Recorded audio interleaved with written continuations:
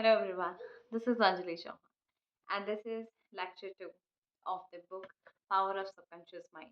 So in my previous video, I have shared you the first chapter of Power of Subconscious Mind. Why I'm sharing all the chapter of this book? Because this book is really connected to my soul, I can say. I learned a lot of things from this book and it this book really changed a lot of things in me and in my life. It have a really positive impact on me. So that's why I want you people to also to learn something from it and really use those things in your life such that you can also use it for your betterment. So this is day 2 and the chapter is how your mind works actually. So in this previous chapter, the author introduces the term that is conscious and subconscious mind, and it in that chapter it only gives the difference between conscious and subconscious mind, very brief description about conscious and subconscious mind. So in this chapter, the author starts with giving more detail about conscious and subconscious mind. So your conscious mind is your rational mind and your subconscious mind is your irrational mind. Your conscious mind is your objective mind, and your subconscious mind is your subjective mind. Thus, the conscious mind, it always have a, it have a function of asking question. Whenever you do something, you opt something for a particular goal, for a particular thing.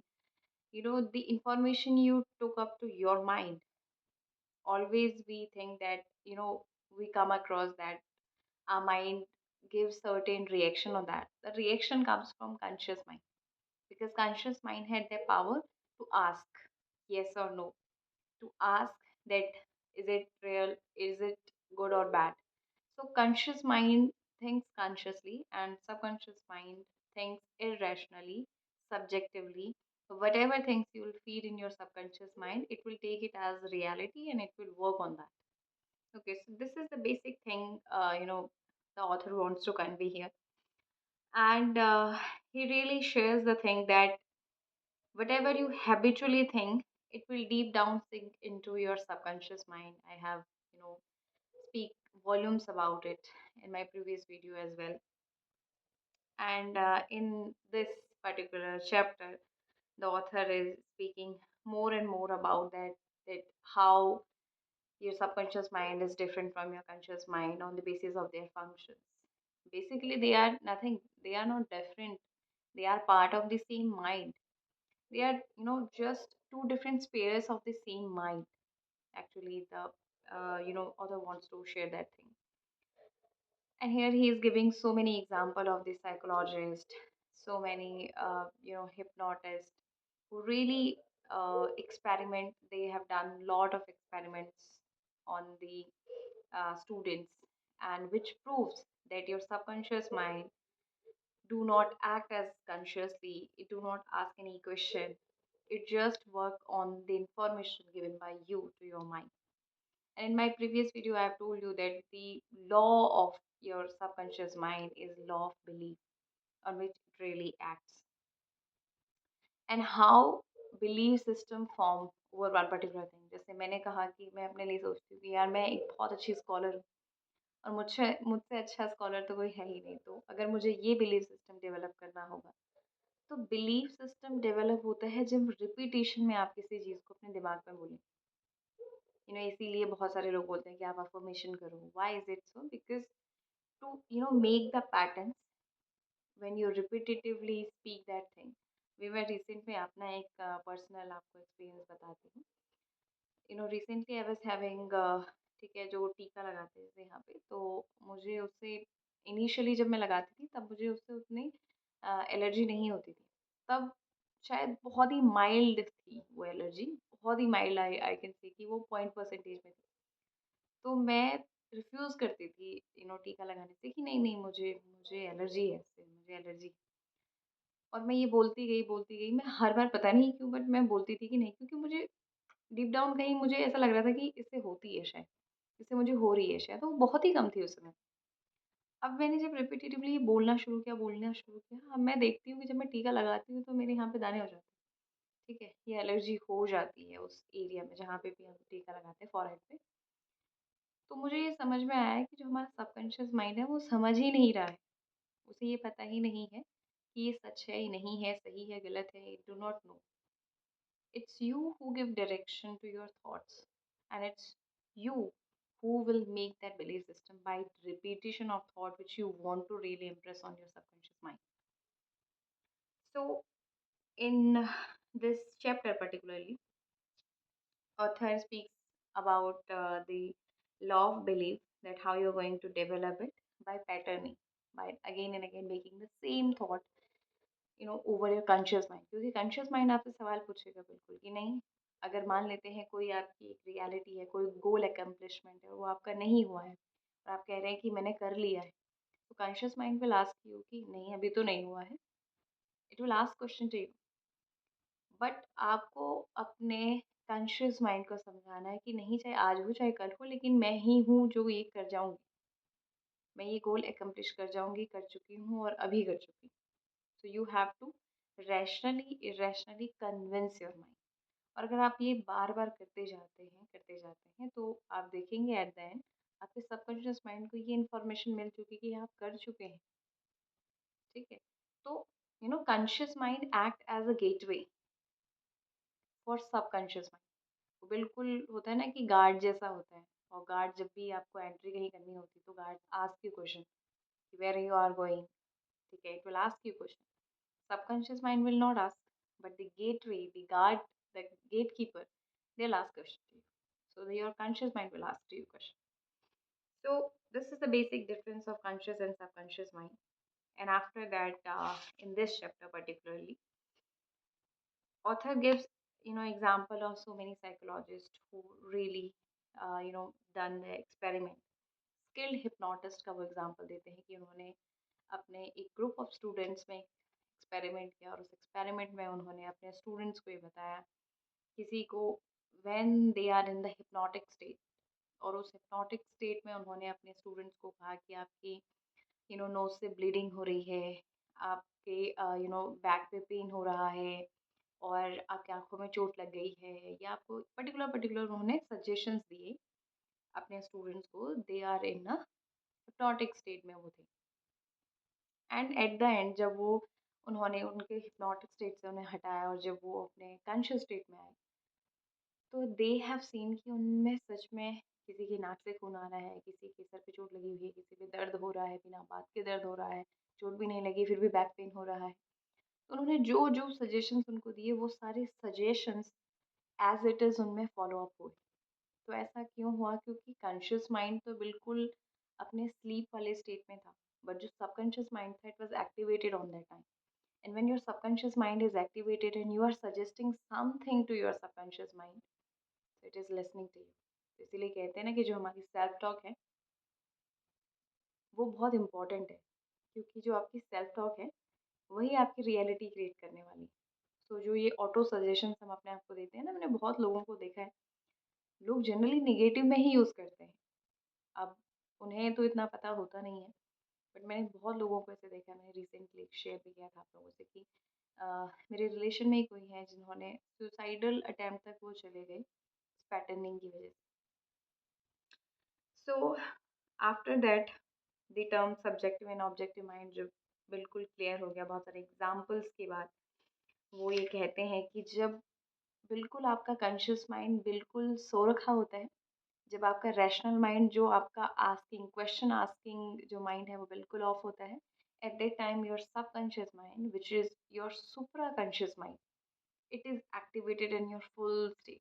Just like ये कहते हैं कि आप affirmation जब भी करो, लेकिन सोते वक्त जो भी आप अफर्म करते हो, तो आपका सबकॉन्शियस माइंड में डीप डाउन वो इन्फॉर्मेशन चली जाती है। तो इसलिए कहते हैं कि रात का समय बहुत इंपॉर्टेंट है ये सुनने के लिए, ये कुछ भी चीज़ जो आप अफ़र्म करते हैं या अफ़र्मेशन करने के लिए सबसे बेहतरीन समय रात का ही इसलिए प्रेफ़र किया जाता है। Because at the time when your conscious mind is sleeping, जब गेटकीपर सो रहा है, तो आप इज़िली एंटर कर सकते हैं अपने सबकॉन्शियस माइंड में, यानी कि उस बिल्डिंग में जहाँ आप जाना चाह रहे हैं। ठीक है।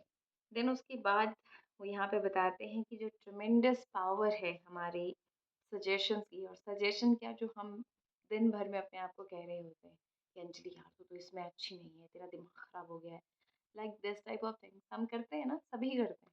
ठीक है, we have a habit of auto suggesting something to ourselves, क्योंकि कुछ चीज़ें तो सोसाइटी ने हमें दी, बाय डिफ़ॉल्ट वो हमारी सेटिंग में आ चुकी हैं। जैसे-जैसे हम ग्रोन अप होते हैं तो नेगेटिव सारी चीज़ें हमारी सोसाइटी ने दी है। आई नो कि हाउ रिग्रेसिव आवर सोसाइटी। तो वो चीज़ तो हमारी सोसाइटी से हम पे आई है, और कुछ चीज़ें हमने ही हमको दे दी है। जो होता है ना कि जो बची-कुची कसर थी ना, वो बिल्कुल हमने पूरी की है अपने लिए कि नहीं, अब जो जहाँ पे ये लोग साइलेंट हैं, now we will activate and we will give that auto suggestion to ourselves कि no, no, you are not good at this, you are not good at that, why you are doing this, and it will happen like this one, that one, stuff of things. So you must be very conscious while you are giving suggestion to yourself, because suggestion ही काम कर रहा है impression का आपके subconscious mind. ठीक है। Then the author gives example of so many examples, बहुत सारे इसमें दिए गए हैं एग्जांपल। और जो पहला एग्जांपल है that is about how he lost his arm. So one of the incident, तो वो अपना ही एक पर्सनल यहाँ पे एक्सपीरियंस शेयर कर रहे हैं कि उनकी कोई you know when he was giving lecture to somewhere, and वहाँ पे उनके साथ ये जो जिनके साथ ये प्रॉब्लम हुई है उनके बारे में वो शेयर करते हैं कि एक पर्सन था, एक्स वाई जेड जो भी वो पर्सन था। तो वो पर्सन, उनकी जो बेटी थी, उन्हें कुछ प्रॉब्लम थी। ठीक है, उन्हें सोराइसिस की भी प्रॉब्लम थी, और रोमेटाइड अर्थराइटिस थी। तो रोमेटाइड अर्थराइटिस आपने देखा होगा, जिसमें एक्चुअली अगर जहाँ पे भी आपको प्रॉब्लम हो रही हो, जॉइंट्स में जनरली वो प्रॉब्लम होती है। और रोमेटाइड अर्थराइटिस की वजह से कई बार अकड़न आ जाती है, जो पर्टिकुलर जो जो जो इन्फेक्टेड एरिया होता है वो बिल्कुल अकड़ जाता है। तो उनकी बेटी को ये प्रॉब्लम थी, और वो हमेशा कहते थे कि शायद जब मैं मुझे अपना हाथ ही देना पड़ेगा अपनी बेटी को, तब जाके ये ठीक होगी। तो फिर ये चीज़ वो बार-बार बोलते गए, बोलते गए, बोलते गए। रोज़ ही बोलते थे शायद। और एक दिन वो देखते हैं कि उनकी कार का एक्सीडेंट हो जाता है, ठीक है? बाकी पूरी फैमिली तो बिल्कुल सेफ होती है, लेकिन जो उनके फादर होते हैं, जो हमेशा ये कह रहे होते हैं कि शायद मेरा हाथ देने के बाद ही मेरी बेटी ठीक होगी। उनका जो हैंड होता है, इंजरी हो जाता है उनके हैंड को, एंड उनका हाथ पूरा it just dissociate from his body. और वो देखते हैं कि जब वो हॉस्पिटल से घर आते हैं, तो उनकी बेटी बिल्कुल ठीक है, और उनका सोराइसिस भी ठीक हो गया है, और उनका जो आर्थराइटिस की प्रॉब्लम थी वो भी ठीक हो गई। तो इसलिए सजेशन बहुत इम्पोर्टेंट है कि आप दिन में, जो भी मैं कहती हूँ ना कि सजेशन, जो ये टेडेक्स टॉक्स वाली बात कहती हूँ कि आपको दिन में 2-3 बार तो कर ही लेना चाहिए ये सब चीज़ें। ठीक है, तो उन्होंने अपने आप को सजेस्ट किया कि शायद मेरे हाथ देने के बाद ही ये ठीक होगी, तो वो हो ही ठीक। ठीक है, सो ये एग्जाम्पल है, इट्स नॉट अ कि मैं कोई थ्योरी मेकअप कर रही हूँ, इट्स नॉट लाइक दैट। ठीक है, इट्स गिवन एग्जाम्पल है बुक। देन उसके बाद there is an another example of lady, जिसमें वो बताती हैं कि वो जब भी एजड थी, बहुत ही ज़्यादा भी नहीं, बट 75 ईयर्स ओल्ड थी। और वो चीज़ों को, बिकॉज़ धीरे-धीरे डिमेंशिया होने लगता है, तो हम चीज़ों को भूलने लगते हैं। तो उन्हें भी ये प्रॉब्लम थी, तो वो चीज़ों को भूल रही थी। तो जब भी वो कुछ चीज़ को थोड़ा बहुत भूलती, तो वो बोलती कि अगर मैं इसी रेट पे चलूँगी, तो शायद मैं एक दिन मेरी मेमोरी ही लॉस हो जाएगी। And after having that thing regularly, on the regular basis, when she speaks regularly to herself, after a certain period of time, she had the thing कि वो सच में सब कुछ भूलने लगी। Then she realized that it is because of the auto suggestion which she gives for herself only. So then she started to revert that thing into a positive one. Like पहले जैसे वो गलत बोल रही तो अब वो सही बोल रही कि इंस्टेड ऑफ सेइंग कि मैं इस तरीके से जाऊंगी तो मेरा पूरी मेमोरी लॉस हो जाएगी, instead of that she is saying कि मेरी मेमोरी बिल्कुल अच्छी है, और मैं इसी तरीके से, मेरी मेमोरी डे बाय डे अच्छी होती जा रही है, और मुझे सब याद रहता है, और मुझे एट पॉइंट याद रहता है। तो दिन के अलग अलग टाइम पे उन्होंने ये सब करना शुरू किया, and after that she get a very well recovery from that. ठीक है, तो ये एक एग्जांपल है।